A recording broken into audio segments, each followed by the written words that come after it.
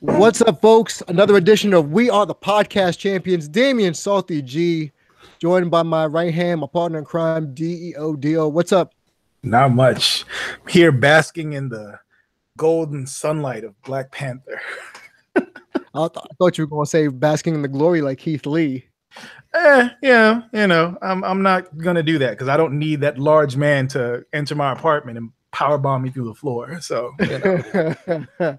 man. So let's just get into it. We've both seen Black Panther twice. Yep, going back again tomorrow.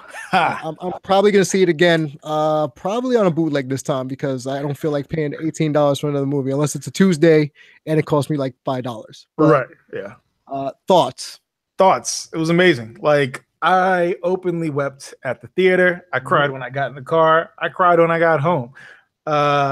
It was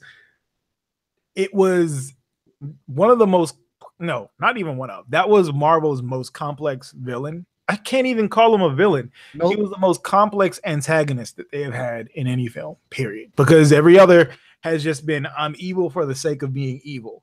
With this was a monster made by, two different things, by one from the country and family that left him, and then also the ills of growing up Black in America. So it was heavy on so many different levels. So I thoroughly enjoyed it. Like I don't often go see movies more than once unless it's really good. Yeah. And this was, not only was it like culturally significant, but like it was just good. And when I say culturally significant, so I drive Uber and Lyft part-time. And the 2 nights, of course, the night of actually, but the first 3 nights of the premiere, right? I had nothing but people going to Black Panther, like back to back to back to back to back to back. Like, and the days that I didn't have anybody they were asking me about Black Panther, like dropping off, people in dashikis and kente cloth and other, like I had picked up some Nigerians that were in like traditional Igbo attire. Like it was a significant, I've never seen anything like that before, where you have that many people that are like touched and inspired by a movie like this ever. So yeah, it's special. It's special. I was going to say it feels like this. And again, for the audience who doesn't or hasn't seen it yet, spoilers ahead, just an FYI, but the movie for me transcended comic book movie. It became a great movie, as I didn't even look at it as a Marvel Comics movie anymore. Midway through the movie, or maybe a third of the way through, I'm thinking this is so culturally relevant on so many levels, especially a young man growing up with a father versus without a father, growing up in the harshness of living in Oakland or versus living in, as Killmonger put it, comfortable in Wakanda, and just having, the separation between having something and not having something. And it's just like, even now I'm talking about it, I'm just getting all types of mixed emotions because you and I have both gone on record to say we understand where Killmonger was coming from. And I'm sure a lot of people do, where he had every right to be angry. He had every right to feel how he did. Right. He essentially was trained to be a killer since his dad was killed. Right. Because when he goes into the ancestral plane, they're not in the fields. They're not in the forest with all the panther spirits. Yeah, they're back in that tiny ass apartment in Oakland, inside the building, but all you can see is outside through that small window of the ancestral plane. I am getting chills thinking about that again. Like it was, because like it was such a significant, just how they showed the difference of they're still on the same ancestral plane, but you can see that they are compartmentalized into what it is. And like, especially when his father realized that he had created this, was like, that hurt. And of course, like, Sterling K. Brown, like, just because I watched This Is Us, like, I'm already emotional because his character on This Is Us. And then that happens, and I was like, oh shit, why are you doing this to my heart? Oh God. Especially when Killmonger, when he asks his son, "No tears for me," and Killmonger goes, Everybody dies. Ah, that hurt. Oh my That God.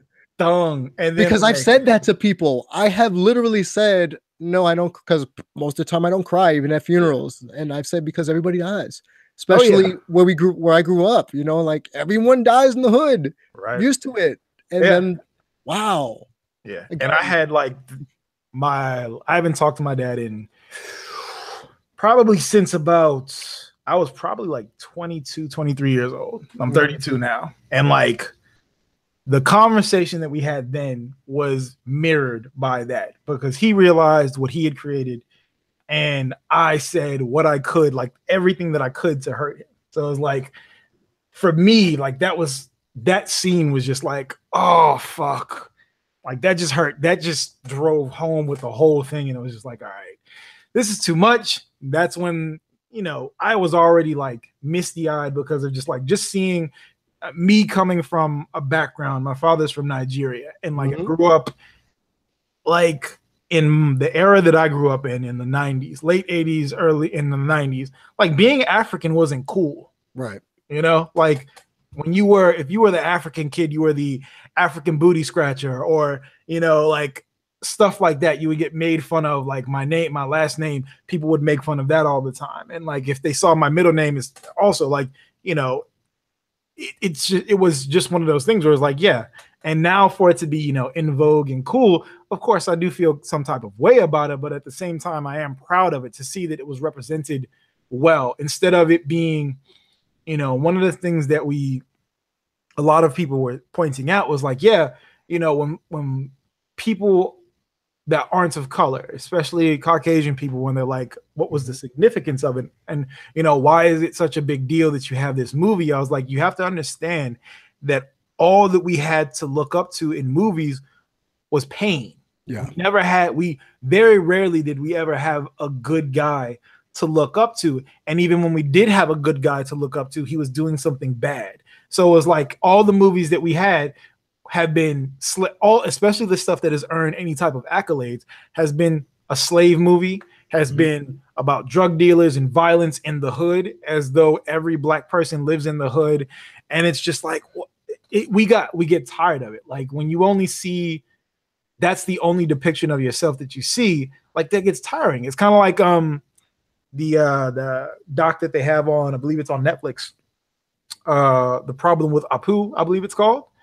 And basically it's you know, Indian actors talking about what their issue is with the character of Apu on The Simpsons. And folks are like, oh, why don't you, I don't see why you guys, and again, it was white guys mostly, that were like, I don't see why, you know, Apu wasn't an offensive character, but it was like, that's the only character that they had. Right. Like there were no other Indian or Pakistani or Bangladesh characters in any other stuff. It was just like, you know, that's all you had. And on top of that, the person that voiced Apu wasn't even Indian. Right. So, it's a white guy. Yeah. A white guy is like, there's layers as to why this is a problem. Like, and I've said this before with the depiction of like superheroes and things like that. I didn't see a superhero until I was 9, and that was Mantis on Fox. And it was like, you know, it was a short-lived show. And it was like, I was 9 years old. 9 years old. I had been in the United States since I was born over here, but like we moved and then moved back here in 89. It was a full 4 or 5 years from when we moved over here before I saw somebody else that looked like me that was a hero. Like, I have to explain that to folks at work when they were asking me what the big deal was. And I'm like, because I was like, can you imagine not seeing a white person on TV? You know, right. Like for the first third of your life, could you imagine not seeing a white person on TV? No, you can't, because that's just it's impossible. It's impossible, right? So when we finally get to see these things, of course, we gravitate and we grasp onto these things. And when we did have superhero movies in the 90s, they were comedy. It was all comedic effect. You had Meteor Man and Blank Man, like comedies, where it's like you have a black man being a clown essentially most of the movie, and it's just like there's nothing heroic about them being portrayed in those movies. Exactly. Right? Yeah, like there was nothing heroic about it. They were, like I said, they're clowns. So when we get something like this, and that was something that is just so important for younger people to see, even though these are fictional places, like you don't realize how important it is to have representation, because that will help a kid see that I can rise above, you know, what I am born into, you know, like even though it's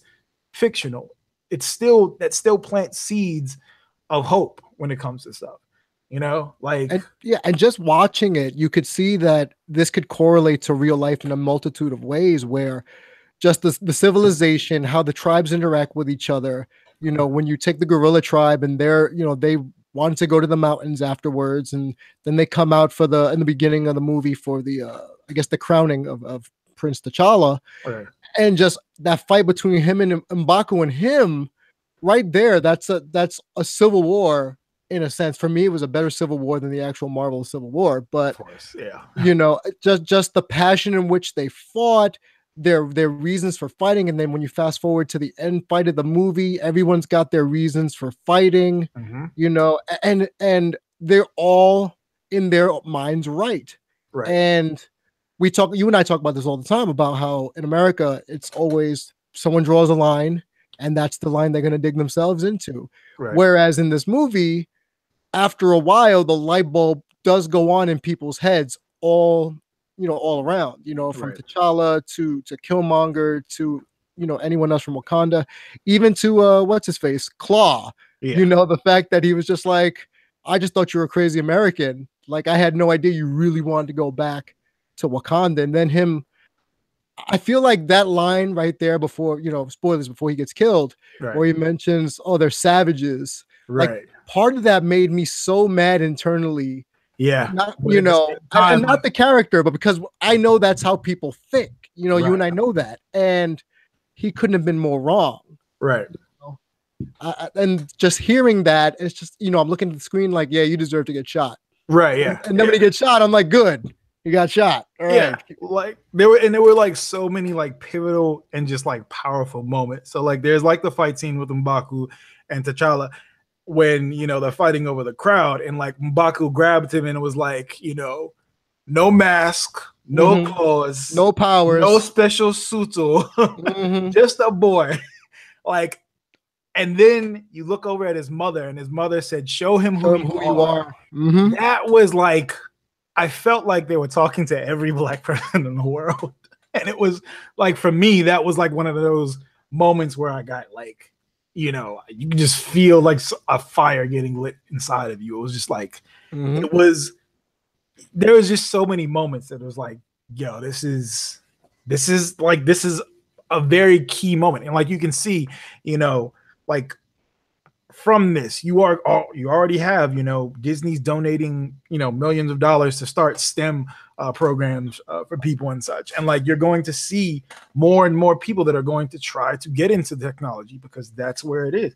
You know, you're starting to see like there's a domino effect when it comes to stuff like this. Like in South Africa right now, they have I believe it's the current president, or he's trying to become president, is going to take land away from white farmers that essentially just came in and took the land. So they're saying, look, we're taking this land back from you that you took from us illegally, and you're not going to get paid for it. Oh, well, you know, but there's like a domino effect. When people see how powerful they can be, that's a very powerful thing. Like, that is an incredibly powerful, you know, visual, just psychologically, emotionally, you know, it's just powerful. So if you haven't seen it, go to see it. And for some people, there's some things that you're just not going to get, you know, like if you did not grow up with these cultures, there are things that you're not going to get. Like when they were in the room, in the, you know, like the throne room, and they bring Killmonger in, and like they're sitting there and they're talking, and, you know, finally, like anytime you go into like island or, you know, Afro-Latino or black houses, like you have to let people know who you are. Like, you know, when the guy with the lip in his plate, you know, yelled out, ask him, who are you? Like, that is, you know, you can't just go into someone's house and not You have to announce introduce yourself. You have Exactly. to announce yourself, right? Like there's little stuff like that. Or, like when he was like, "Oh, I'm here for the throne," and like the lady was like, "Ha!" I was like, "Oh shit, that is my Nigerian aunt. Oh my god!" And like you just had all of these little things, and you could see that they took parts from different cultures of the African diaspora, and there was something for everybody in it. And it was just like, man, this is something special. Like, and this is the most complex movie that they've had thus far. And the fact that it was a largely black cast, and for it to be so complex, like that's a very special thing, like, and it's proven wrong. One of the old adages that has been wrong for decades at this point, but there's an old adage in Hollywood that says black movies don't travel. And basically they say that black movies do not sell outside of the United States. Right. Which was disproven in the late 90s and early 2000s, because Will Smith, Denzel Washington were killing box offices everywhere else in the world. Especially like Dwayne "The Rock" Johnson, since we're going to be talking about pro wrestling, also killing it out there.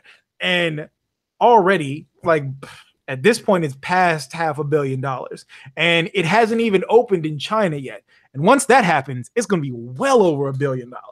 So, like, it surpassed Justice League, it surpassed Wonder Woman, it surpassed all of the other recent Marvel movies already, and it hasn't even been out for a full 2 weeks yet.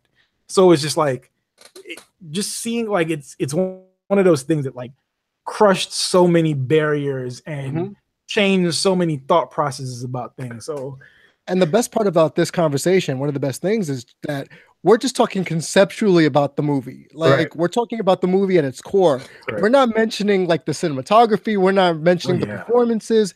We're just talking about the meaning. So there's so much to really peel back when you go over this movie, because as I said in the beginning, this has transcended a superhero movie. This has become a good movie worthy of Oscar consideration when you really think about it.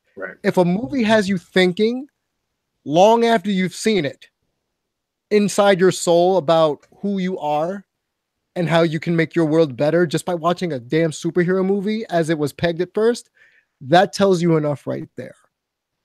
Just having, we talked about the representation, and I talked on Twitter that everyone in that movie had an integral role. No one was filler.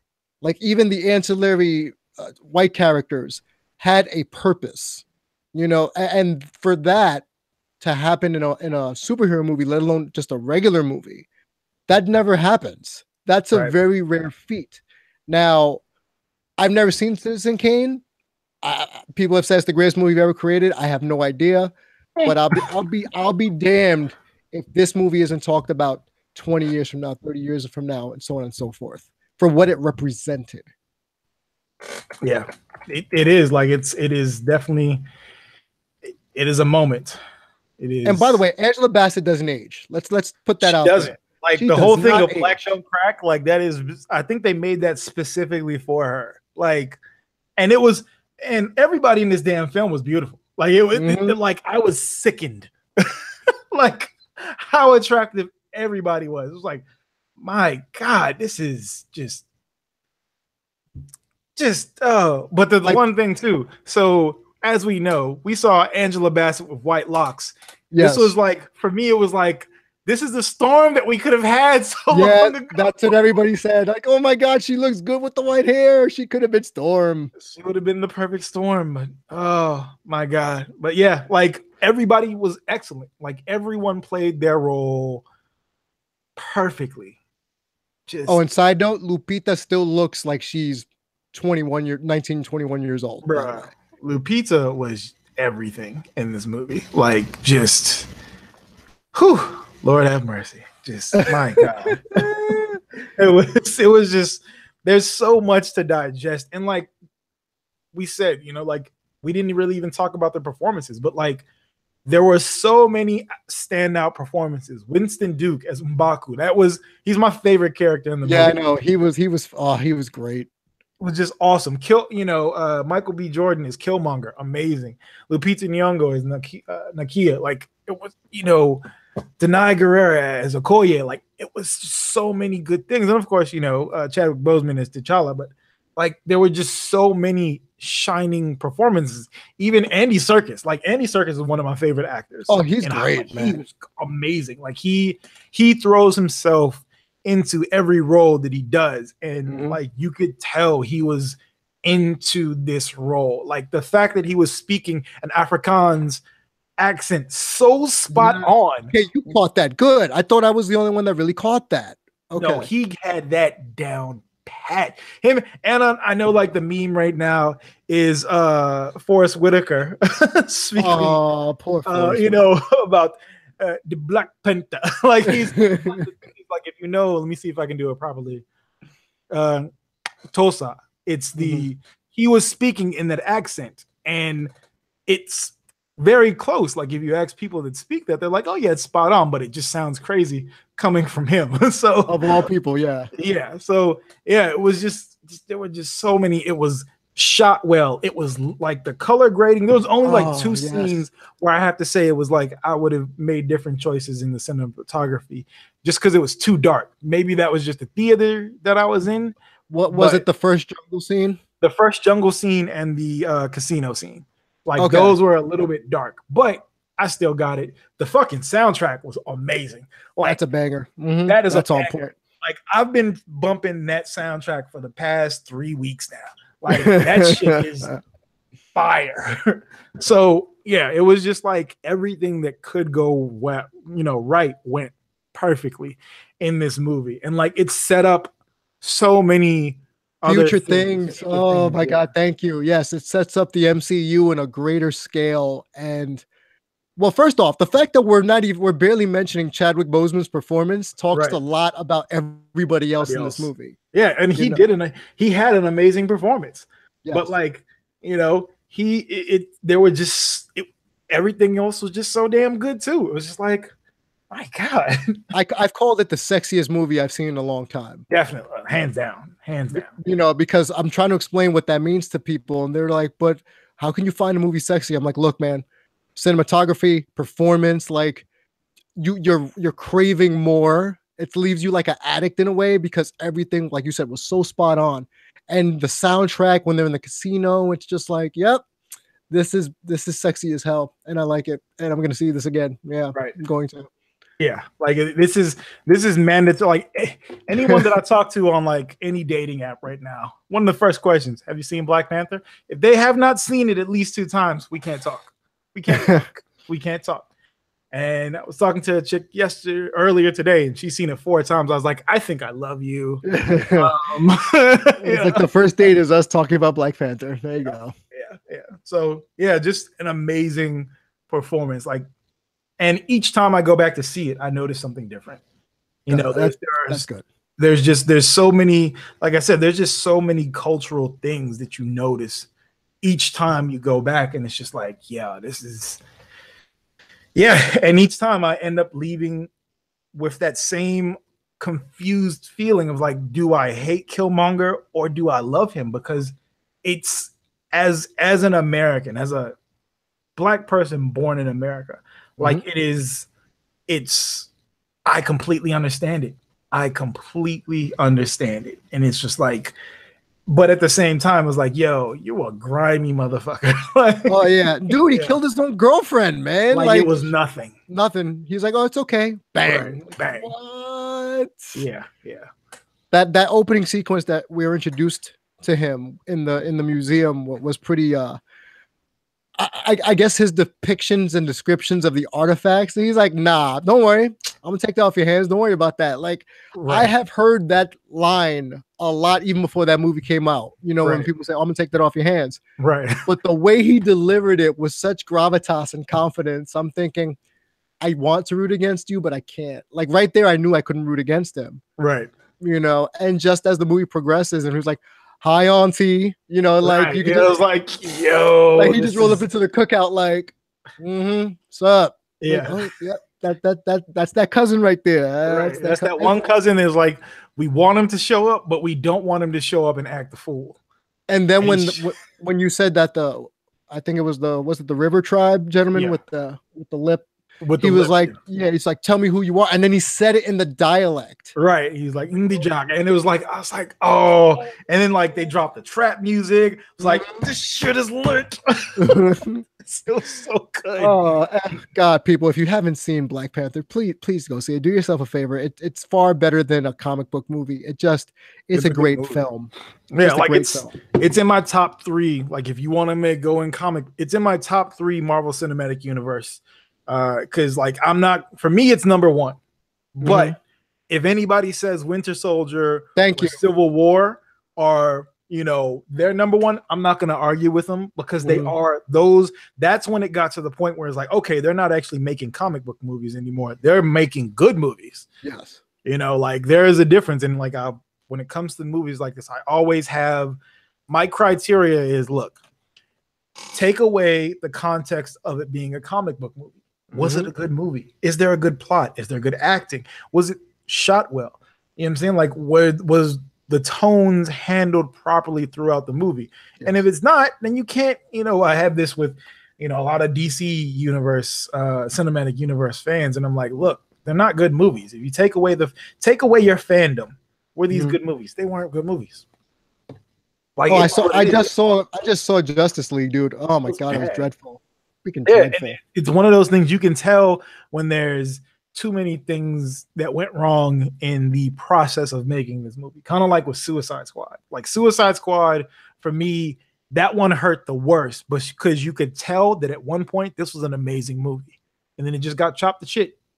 Like the whole thing behind it was, so when they made the movie, they sent the screeners and did that with people, and folks like, yo, this is awesome. Like, even folks that were trashing other DC movies, like, yo, this is amazing. Right. And then they released a trailer, and folks were raving about the trailer, about how the comedic tone, and they were like, oh shit, this really isn't a funny movie. We got to go back and do reshoots.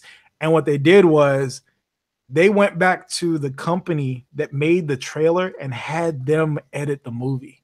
Oh no. You can't take someone whose medium is anywhere from 30 seconds to a minute and a half and then give them a movie. That's not how this works.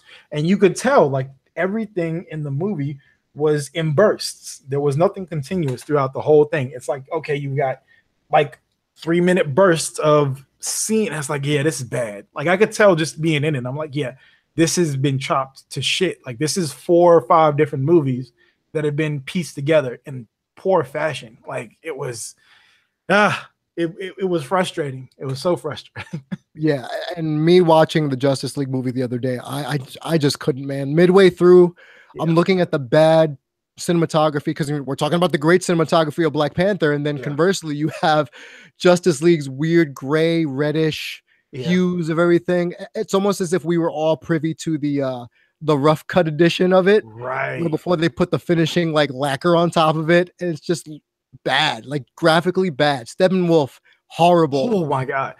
Superman's mustache removal, horrible. Like so from the first 5 seconds of the movie, when you see his fake mustache, it's like, wait, what? Oh, right. No. And the thing is, like I love watching Face Off. I follow a bunch of like makeup artists, special effects makeup artists on Twitter and Instagram. I'm like, they could have done this better with practical effects. And then you have like these folks that have gone through with the movie, like they got a copy of the raw footage from the movie, and they went and did the removal, and it looked real for $5,000 essentially. Like what they would have charged somebody $5,000 for. DC, Warner Brothers DC went and spent millions of dollars and still had it look like shit. It's just like, it is an embarrassment of riches, as they would say, because it's like there are so many things that you could have done easily to make this stuff work, but you just didn't. And folks are like, oh, you guys are Marvel fanboys. It's like, no, I'm not a fanboy. I just like good product. And when you have that much money, you shouldn't have bad product. And when it comes to Marvel movies, they have had a decade to fuck up. They got that stuff out of the way in the early days with the Incredible Hulk, with Thor, the first Thor, even the second Thor, like Iron Man 2. Like you had they had the growing pain, And once they got the right formula, they rocked with it. DC had to play catch up, and DC had to. They're like, oh shit, we after the Dark Knight trilogy, they were just kind of ass out. So they were like, oh shit, we have to rush this stuff. And that was the worst thing that they could have done, was try to play catch up. You're trying to introduce 4 characters at one time in a movie. No, that's not what you do.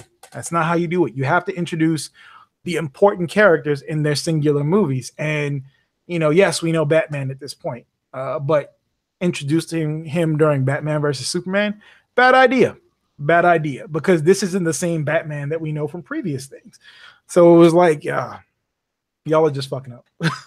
Well, you mentioned an embarrassment of riches and how people can mess up a good thing with money. I want to switch gears really quick to WWE and their investment in one Ronda Rousey.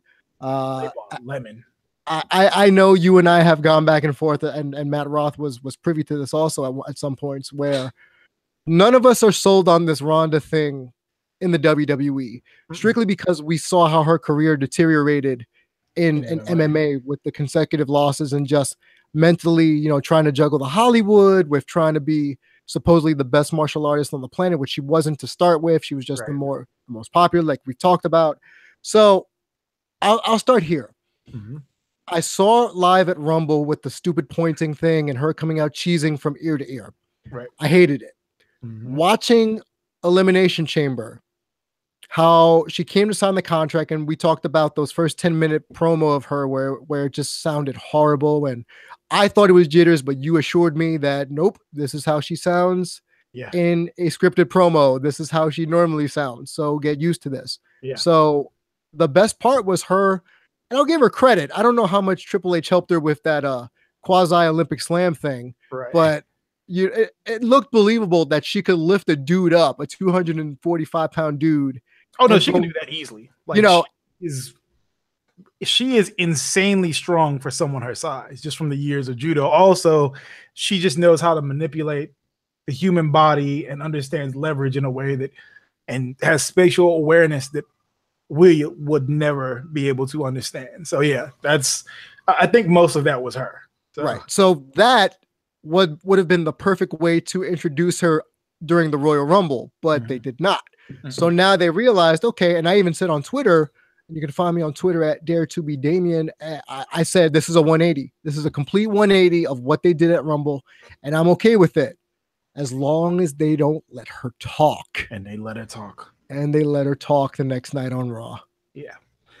Like it's so when it comes to because Ronda is a complex individual. It's I hate to break it down, in her day-to-day life, she's kind of a garbage person. And to preface this for the audience, you have experience writing for MMA articles and magazines, so you have an intimate knowledge of the ins and outs of her MMA career. Yeah. I've been following her since probably I believe it was her second amateur fight.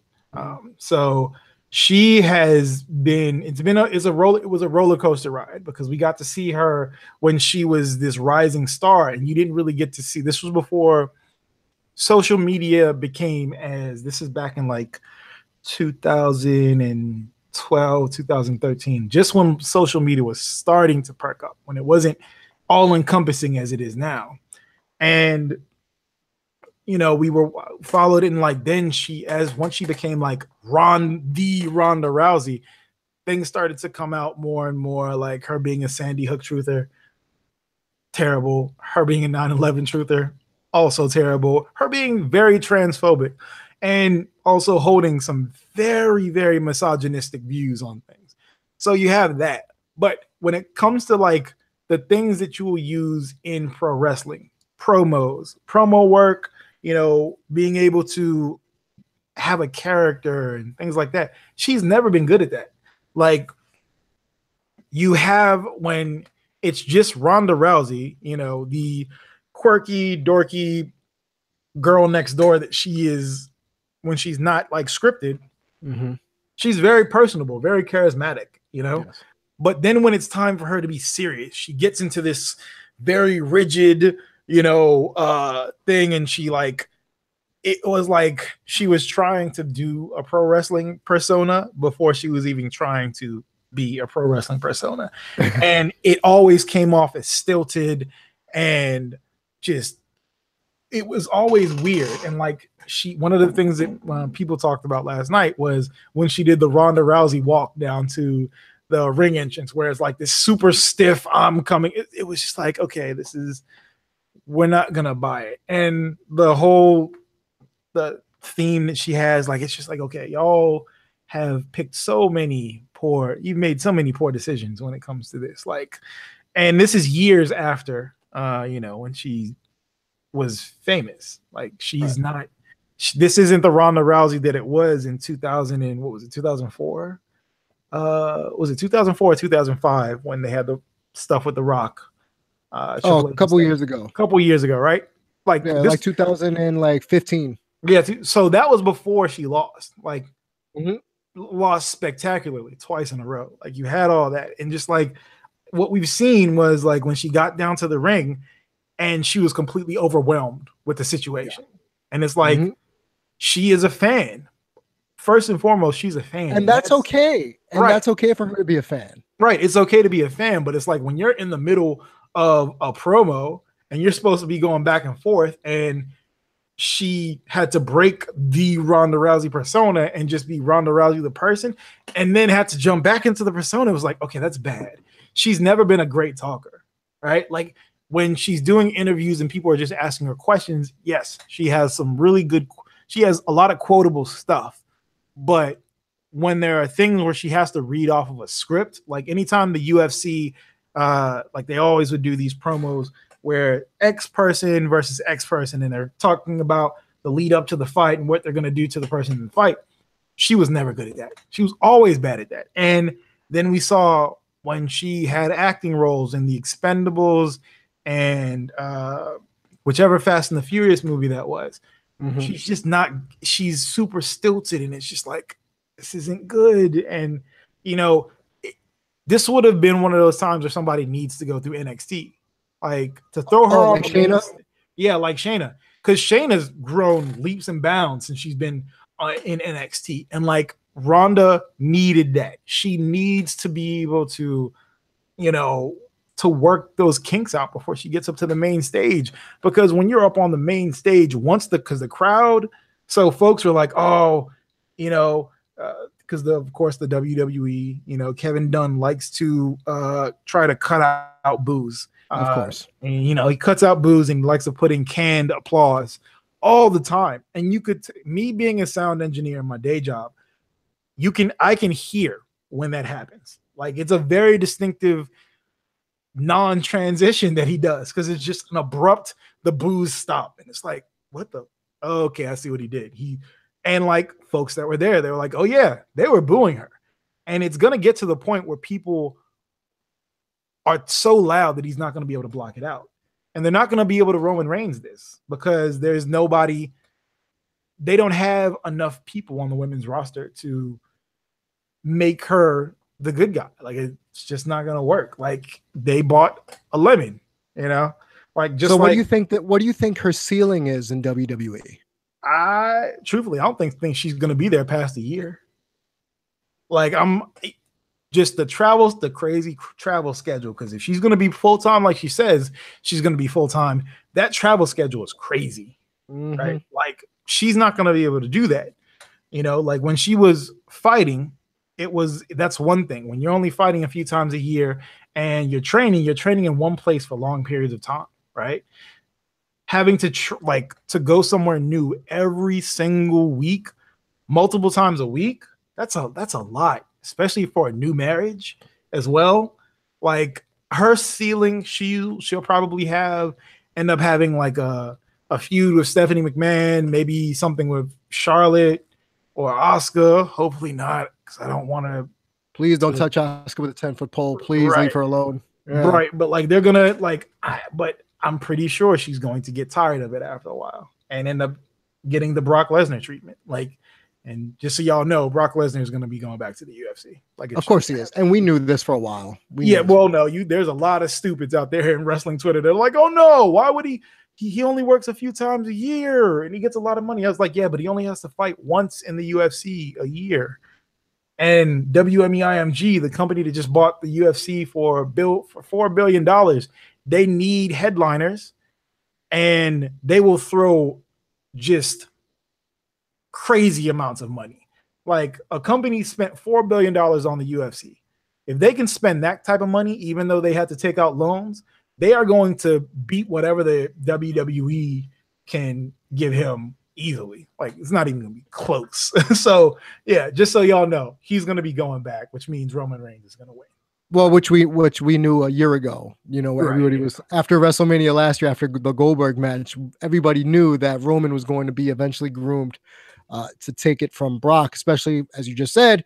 We all know he's going back to UFC because if he gets to fight once every 7 months and get his like $4 million, so that's it's going to be more than that. So he's going to get per fight. I mean, per fight. That's what I'm saying. Now at this point, especially with what Conor McGregor did in the UFC, he's probably going to ask for 10 mil up front each, and he'd get it. And he's going to get it. Plus, he's going to get pay-per-view points. So realistically, he's probably going to make $15 to $20 million per fight. The WWE can't fucking touch that. Not even close. Oh, not for nothing. I'm not even a wrestler. I'd rather be in a shoot fight once every 7 months than take bumps, and then you're going to get paid double or triple what you're getting from WWE. Right. Where do I sign that? Where do I sign up for that? Exactly. Easy. Like it's there's no contest in this. Like, yeah, it's and we're at the point now where WWE doesn't need Brock Lesnar anymore. You know, like granted, they don't make good stars, but the fact that Brock is an attraction, you can make an attraction. Like Braun Strowman can be an attraction where he only wrestles once every 3 months. Right. But aside from that, he just beats someone up every month or so. And then you'll tune in because you want to see Braun Strowman beat the crap out of somebody. But now with Ronda, like now she's the women's attraction. And I feel like they didn't need that. They didn't. Because as you know, I chronicle women's wrestling a lot. And I've often talked about this is the most depth I've seen on a WWE women's roster from a talent perspective, not from a numbers perspective. Right. From a talent perspective. Even the scrubs, like what's her name? Carmella and Liv Morgan and Mandy Rose, like for me, are the bottom of the barrel. Yeah. But they're still better than what we were getting 5, 6, 7 years ago. Oh, it's not even close. Like this is by far, like this is the best talent that they have ever had in the WWE or WWF. Period. Mm-hmm. Like there's no comparison. There has never been a more stacked amount of women's wrestlers in the company. Like, you know, it's just not even close.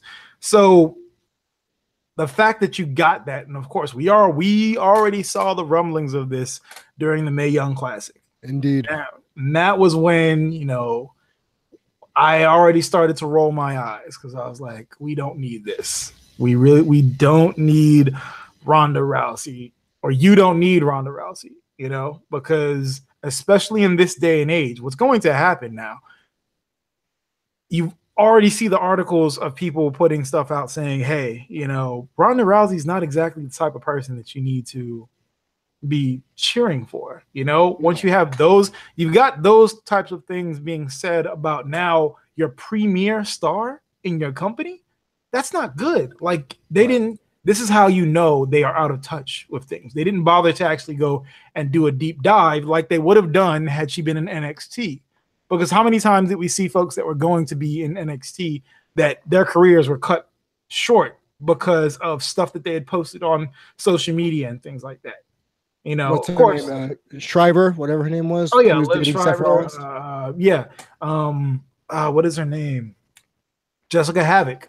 You know, like another one where things that she posted and she claimed other people posted for. I know a lot of folks are fans of her. I don't believe it. We don't believe you. You need more people, as Jay-Z once said. And like, you don't have that process. There isn't that due diligence didn't happen. So that's going to be something that they have to deal with. Because once like big places start looking into that stuff, that's bad PR for you guys. You know, And they already have bad PR from like their associations with Coleman, yep, and also now the Warrior Award, which apparently people are taking umbrage with the fact that it's not being used for its intended purpose, and I think it is, but people are saying it's not. right. And then they're trying to cover up Warrior's kind of dirty lineage and dirty history, even Not though even like kind of dirty. Like he's a flat out bigot. filth, dude, straight up filth. Let's Yeah. be real here.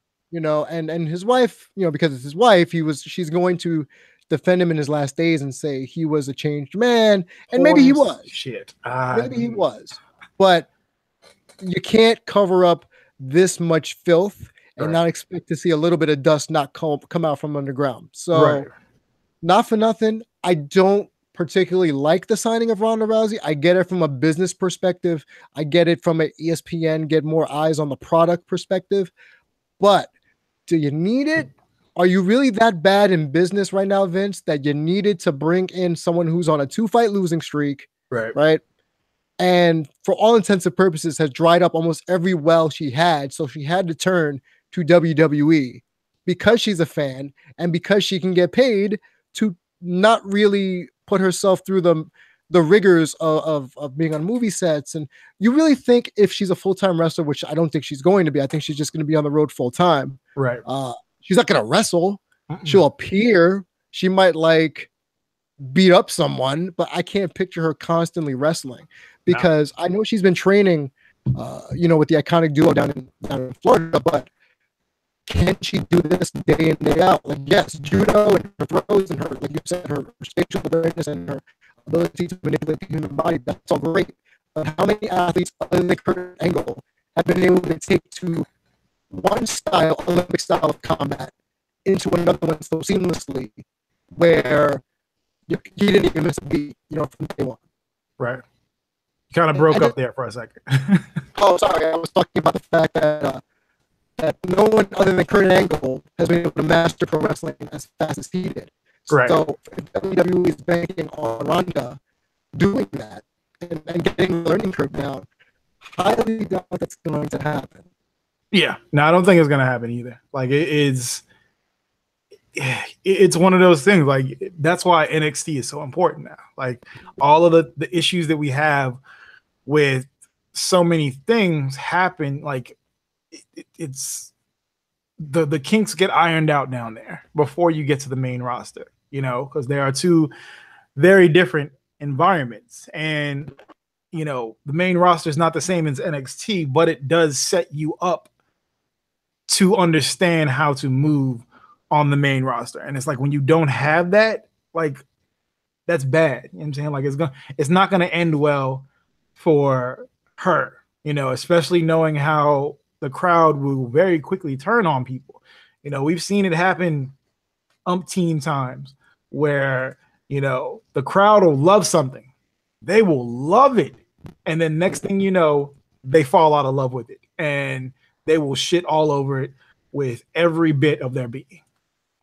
They're worse than Vince in terms of like Vince always like going to change everything on the fly. The audience is very, I'd like to think the audience is very easily manipulated in terms of these things. So they'll love something until it's not cool to love it anymore. And still breaking up actually. Like I don't know, it's got the weird robot voice thing going on right now. Well, maybe something doesn't roll out. I don't know. But I just want to change gears really quick before we get out of here.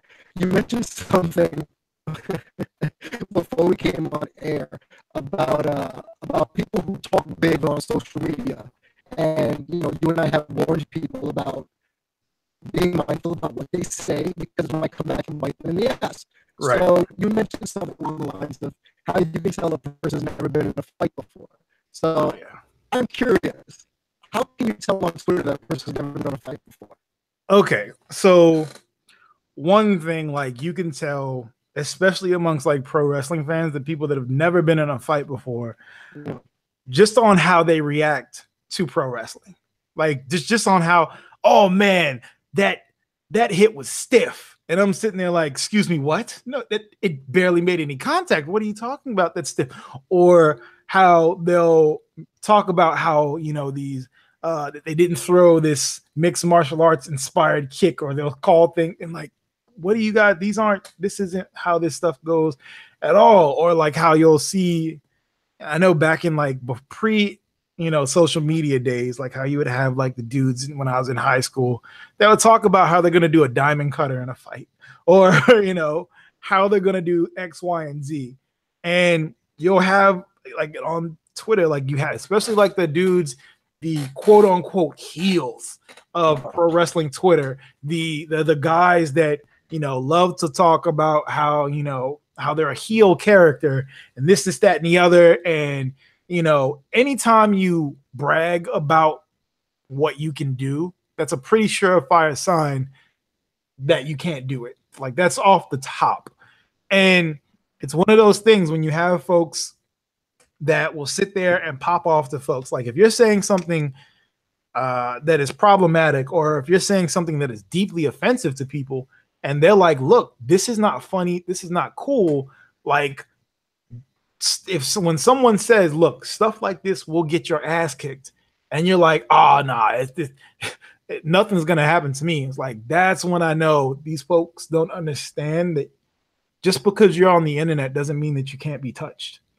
And especially when you're going to, if you're saying this to people that you're going to see at wrestling shows, and it's like, look, just because you grew up in a cushy area, that does not, just because you didn't have to deal with the repercussions of talking shit in your area.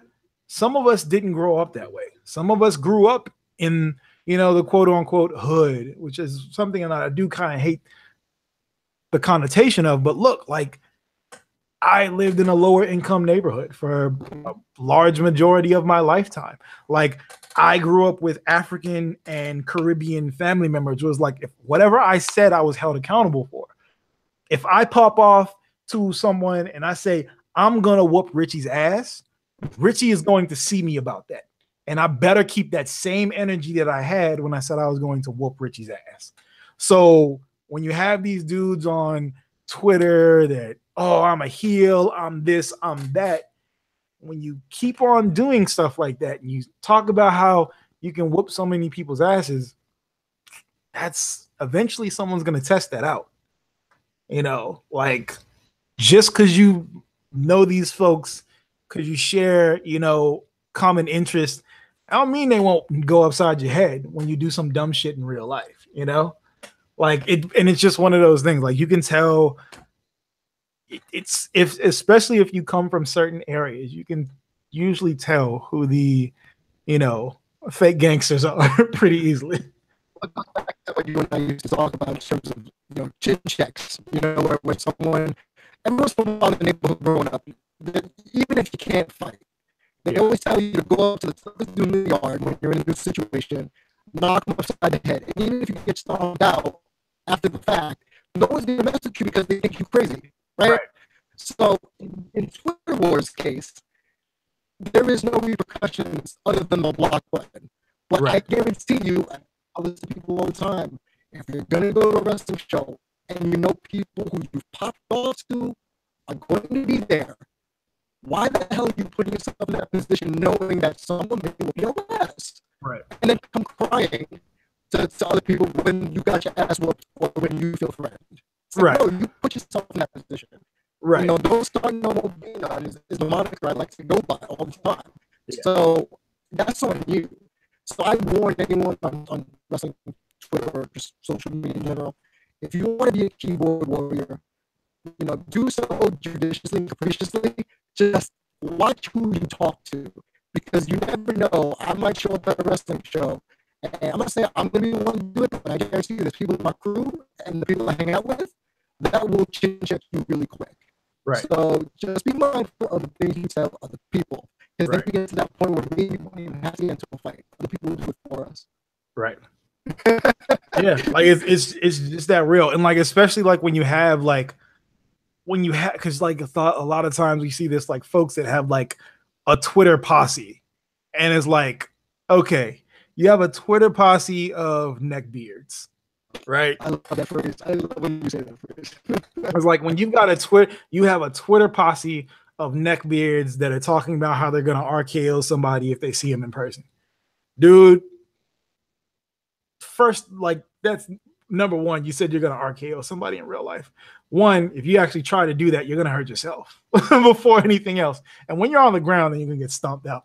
But like, it's just like, and then in like, because like I told you earlier, like when I go to the Lucha Libre show that we have here locally, Mucha Lucha Atlanta, it's a, you know, it's a different thing, you know, it's a different culture, and you have, it's mostly Hispanic people there, most people that are there from Mexico and El Salvador, and you have that, but then you have the American fans that are there to see the Pentagon Juniors, and you know, if they bring a Brian Cage or something like that in, you know, they're there for that, and you have these dudes, these neck beards and these, you know, basement dwellers that come to these wrestling shows and try to take over. And it's like, one, this is not your area. This is not your space.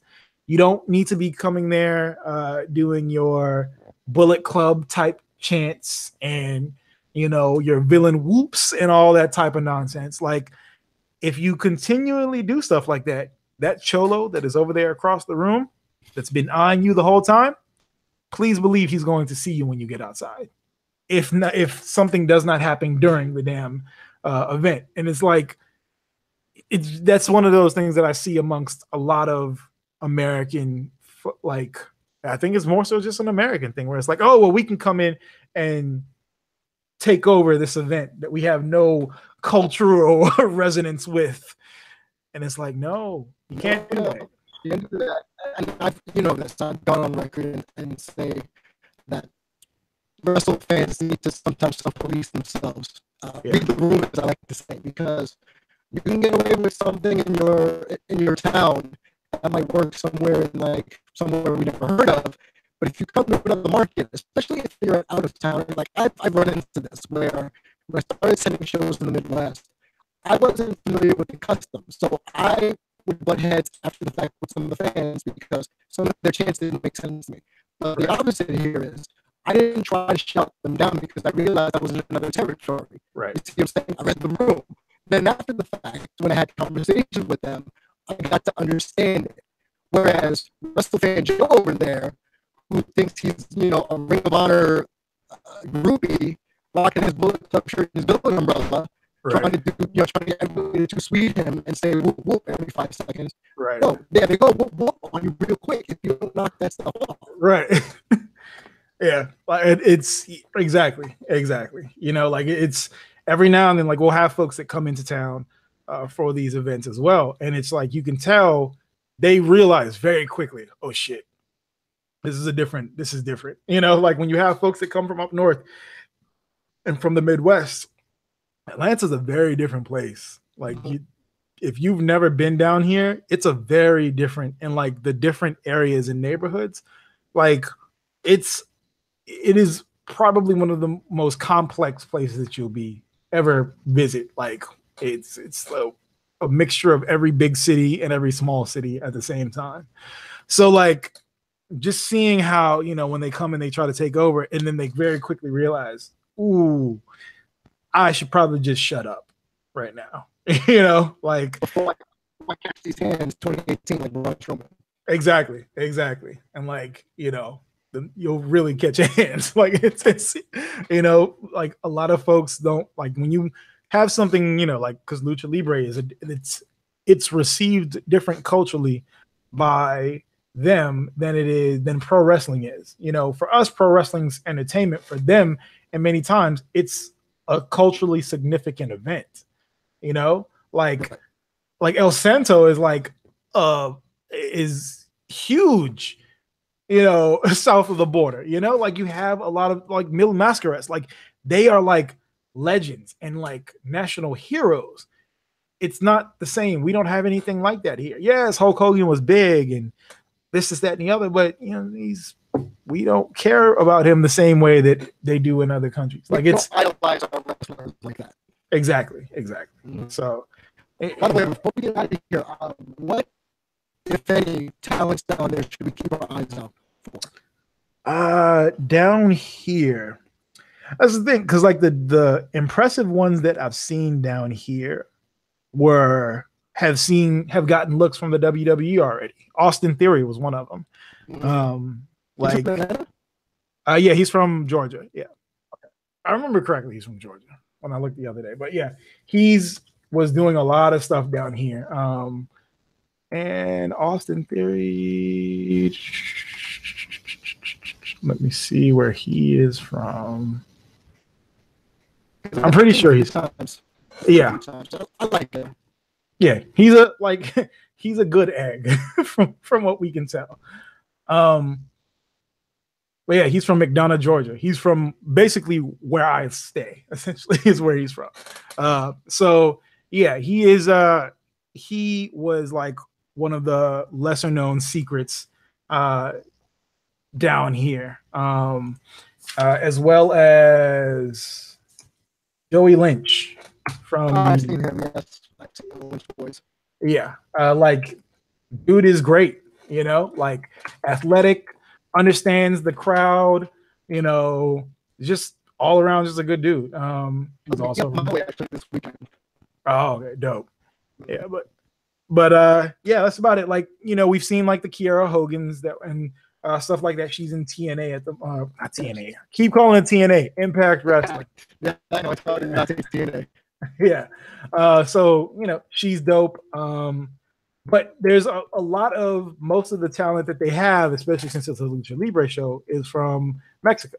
So, you know, that's been a lot of, you know, just about everybody except there's two local people. There's Varia Morales, but he's like never going to be anything outside of Mucha Lucha. Like he's super small. Like he's like maybe 5'2". All he does is death matches, you know, stuff like that. You know, there's others and things like that. But yeah, like they always fly in like a good roster of people. But like I said, if you haven't seen Austin Theory wrestle, he is the future. You know, like he is very much in the same mold of the Cesaros and the Seth Rollinses. I like that comparison. You're right. You know, big.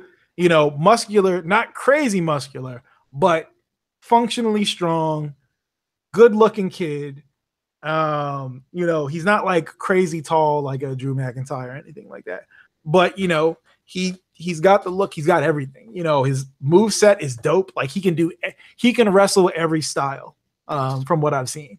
So if I was to say one person that you should keep an eye on, it would be Austin Theory. Like he already got a tryout at the WWE.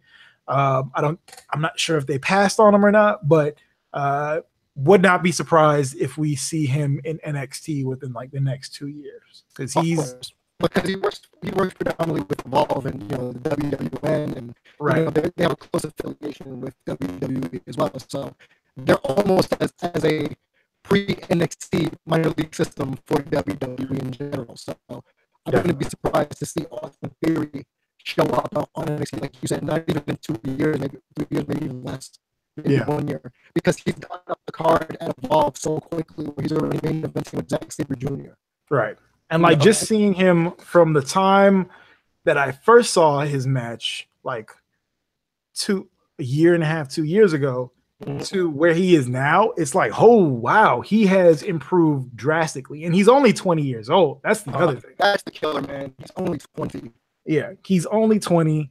He doesn't take crazy bumps, which is another thing. You know, like a lot of times we have that. That's one of the things that I don't like with a lot of the younger talent is that they will take unnecessary bumps. You know, like it's one thing that you want to show what you can do and you want to please the crowd, but at the same time, you know, you don't want to shorten your career because of this. You know what I'm saying? Like, especially once you get to, you know, if you already have city miles on you, when you get to the WWE, you're not going to last because that schedule is going to be crazier than what you have now. You know, if you're on the indies, you're probably working 2-3 times a week just because you got to travel so much.